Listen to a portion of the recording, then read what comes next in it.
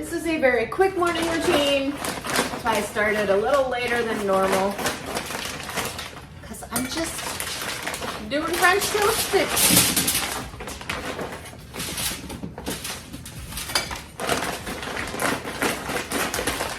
Hey guys, how's it going? Welcome back to my YouTube channel. I have not done a dedicated Dougherty Dozen video and I think over a week, maybe two, I don't know, it's been a little while. This has nothing to do with her cooking.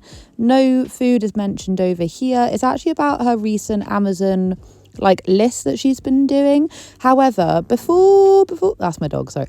Before we tackle whatever the hell has been going on with this on her YouTube shorts, what are these? She says they're French sticks. I don't know. I think they look pretty good, to be honest. I don't think you can get them here. I've never seen them in the UK before. I can tell with a bit of maple syrup that would be all right. But has anyone tried these before? Because all I'm wanting right now is some French toast. I'm sure I can make it myself. But these little sticks look pretty intriguing. And she says, how many pounds? Did you say £6 or £9? Anyway, that's a lot of French sticks. 6 pounds of French toast sticks because last time I didn't make enough when I made 2 bags. So the reason I've actually summoned you guys here today, like I say, isn't about the French toast. No, it's not about the French sticks, although I would kind of like it to be. It's actually about the more recent Amazon purchase, I don't know, list that she's been doing. It's not even a haul because basically every single month she goes through her Amazon purchases and she basically shares how much she spent on Amazon as well as all the individual items. Some of those items are more personal. I do believe her saying once upon a time that, you know, her kids will go to her and ask her, hey, can I put this on? A lot of them have gift cards. I do actually remember a point last year where one of her kids had ordered something quite expensive off of Amazon, but they hadn't realised, and I don't know what happened to it.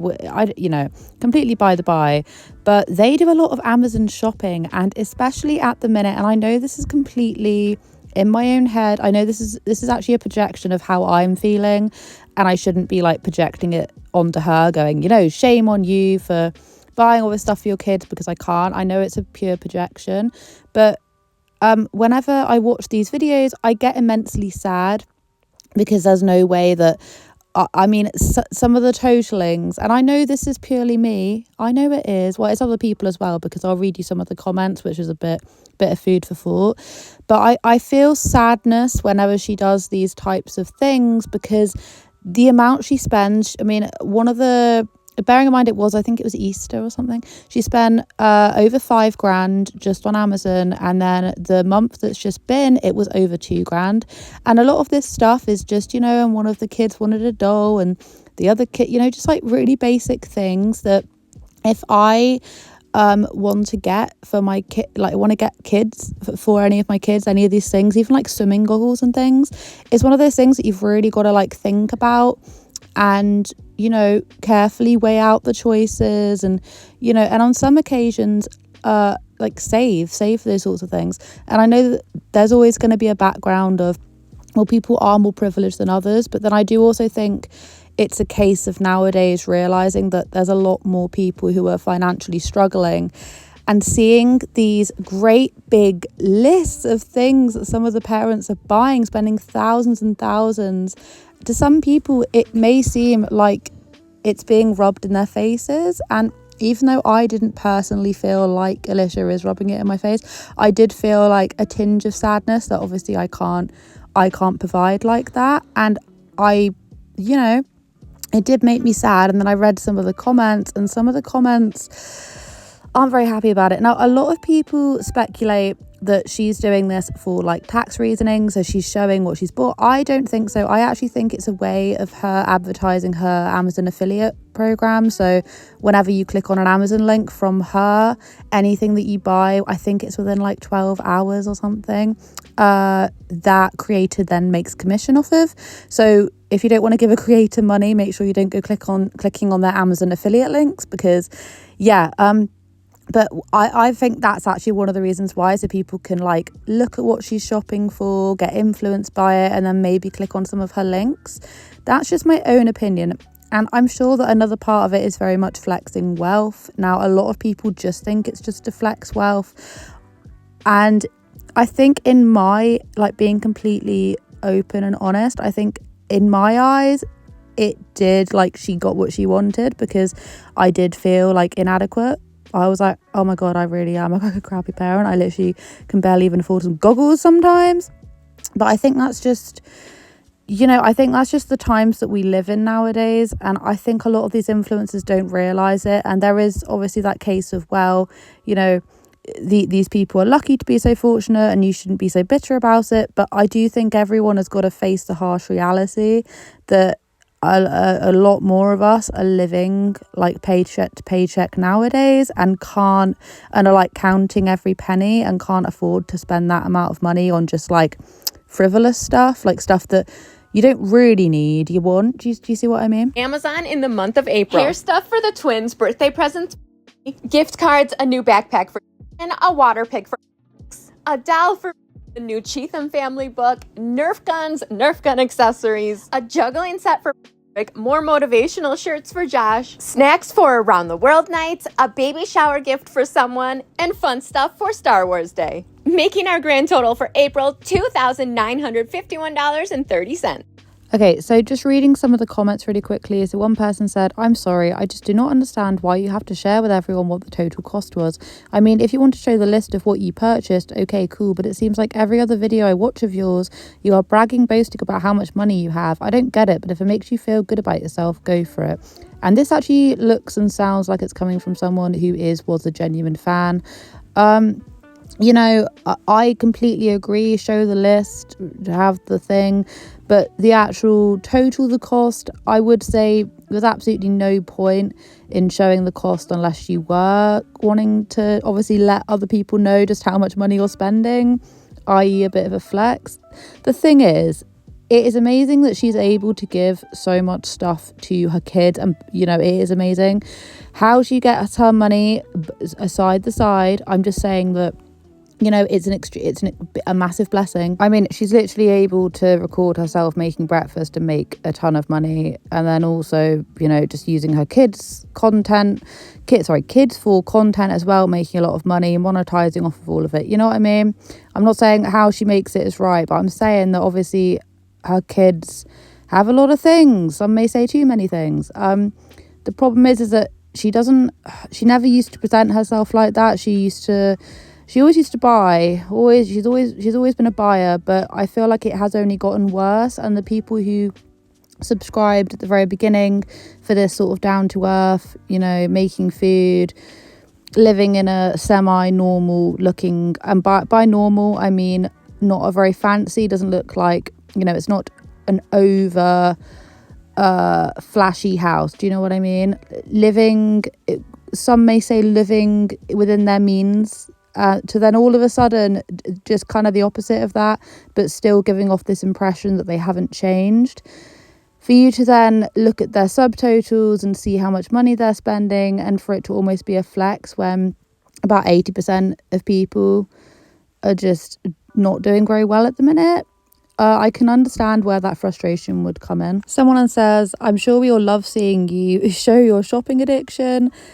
Oh wow, if that isn't the truth. Alicia shops like no other shopper. She is a shopaholic, and I will stand by that.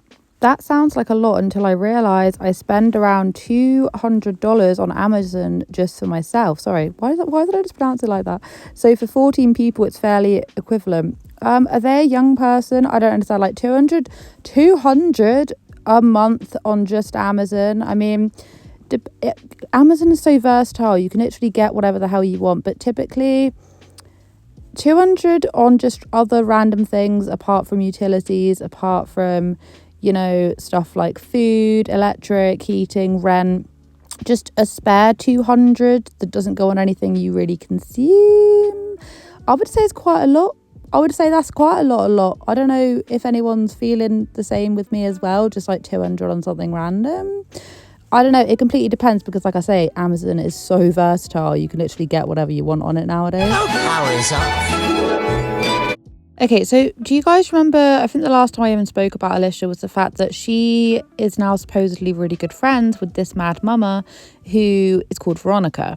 Now, in a complete contrast, stark reality from Alicia's, spending and just Amazon hauls and that, this mad mama is extremely vocal and extremely open about just her general life on her TikTok. And she basically was saying how the electric bill wasn't paid, so their power got cut out and they had to go to the store and they had to get candles, etc, etc, etc. Now, I do find this incredibly interesting because Veronica says in one of her videos about Alicia that they are like best friends, they're really good friends. I'm just wondering, I don't know. I mean, maybe this is really out of line for me to say because, of course, like everyone should be in charge of their own like situations unless they desperately need some help. But it looks like Veronica desperately needs some help. And we're going to get further into it. I'm not saying that just because you have lots of money and your friend doesn't, you should therefore pay for everything. That's not what I'm saying. I'm saying that when you're in a situation where you literally, I think Veronica has like 9, 10, I've forgotten, a lot of children, and they're in a house without any power and their fridge and freezers are going to stop working, you would have thought you'd ask anyone, like, could you please just pay just one time, just to get my lights on kind of thing. Alicia Dougherty from the Dougherty Dozen is one of my very best friends. We've been friends for a couple of years now. Life can be hectic and we don't get to hang out nearly as much as we'd like to. Now, in a very sad and, just depressing turn of events, the reasoning why all of their power and stuff went out is because her ex-boyfriend, father to some of the kids, was basically in charge of paying for it, and they haven't. This mad mama said, it's okay, it's just been in his name since he left. He was using the GoFundMe to pay it, but people stopped donating, saying that, it's been extra hard because her son was diagnosed with cancer. It's been extra hard. So basically the most basic thing that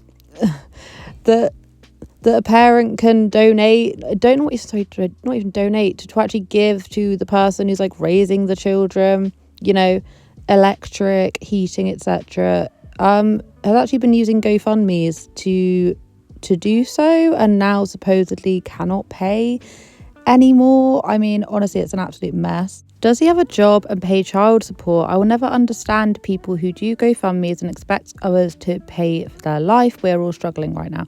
Now, I think the answer to these questions is no, but I could be completely wrong, just based off of the TikToks that I've seen Veronica do.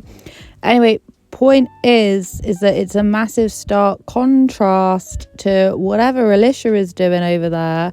I would also say as well, I think this thing with this mad mama has been going on for a little while, and this is one of the reasons as to why people then push back when she says that she wants more kids when they are living in a house with no power because their ex didn't pay for the power because they haven't got any money from a GoFundMe from people on the internet.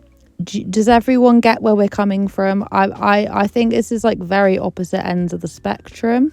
The comments also went on to say, so is he taking care of it or are you making payment arrangements? And Veronica replied, he can't take care of it. He's broker than me, but it's in my name now. We'll be back on in the morning. And I think this just goes and explains, answers the question to, is the ex paying anything? Someone else said, then why did you think he was paying it?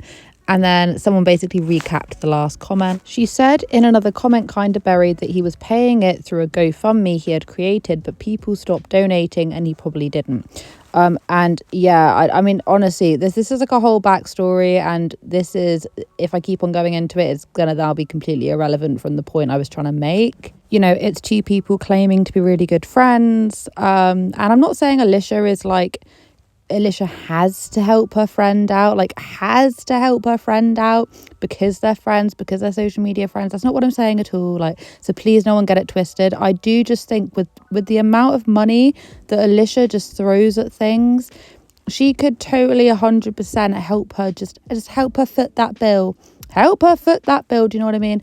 But, whatever. There's so many more different things I could say, and like I say, I don't feel like she has to bend over backwards just because they are friends. Like, you need to stand on your own 2 feet. You need to be able to support yourself, and if you can't, try and get help, try and seek assistance. I really am firmly on that ground. However, I'm also on the ground that if one of my friends came to me and said, hey, I'm really, really struggling with this right now, I would help. Do you know what I mean? If her electric is going, it must be absolutely horrible. But obviously she would get it. She would understand, or I hope she'd understand if she was, you know, maybe deep down in there, if you're, you know, comparing yourself to the people that make all of this money, like Alicia does, when actually it's a reality for quite a lot of people. Like, it's a reality for a lot of people having their electric gone, or, you know, even the freezer. Like, oh, the freezer's broken, you can't afford a new one, let's go and get some ice, just like we saw Veronica do. I know her freezer and fridge isn't broken, but do you see what I mean? You know, and I've been saying this for the longest time now. The more Alicia spends, the more she starts, you know, buying loads of things. She's going to start isolating her audience. And already, because she's always done these little like Amazon thingies, but she's recently in the past few months made it like a monthly thing to actually upload exactly what they buy and what their total is. And I swear it's definitely increased. I mean, literally Easter it was like 5,000. I was like, what? Aside from like Christmases and that, it's generally increased. And I do just think it's just going to isolate a lot of her audience, because you've got to, and I said this so many times, I've even given a clear example, even like one of her really good friends is struggling, people are struggling, and you know, the kind of content that people could be looking for in terms of just relatability, you can do whatever the frick you want with your channel, I don't care. I'm just saying that if you did more, you know, like food hacks and budget tightening, am I even saying the right words? Budget savvy I can't even talk. Budget friendly meals, budget friendly, you know, hacks and shopping and recipe ideas, and you know, eating food out of my pantry for a week and seeing what can we create out of the food in the pantry, which, you know, is going to be loads of just things like that. I mean, those sorts of things were already getting popular, not last year, but the year before, but definitely last year as well. And now they're on the rise again because people need to know how to make, like, you know, cheap, healthy, affordable, I've already said the word affordable, yummy, like, meals. No one can be affording to spend like 10, you know, getting like 10 ingredients just for one blooming meal. Do you know what I mean? Like, my favorite recipe book, and no one asked, but I'm gonna tell you anyway, is and Jamie Oliver 5 ingredient recipes. Get that book. It's like a green book, right? And I'll leave it up here, not affiliated, not sponsored, don't worry, I won't even leave the little link. Don't worry. In fact, I don't even have an Amazon. I'm not even Amazon affiliated.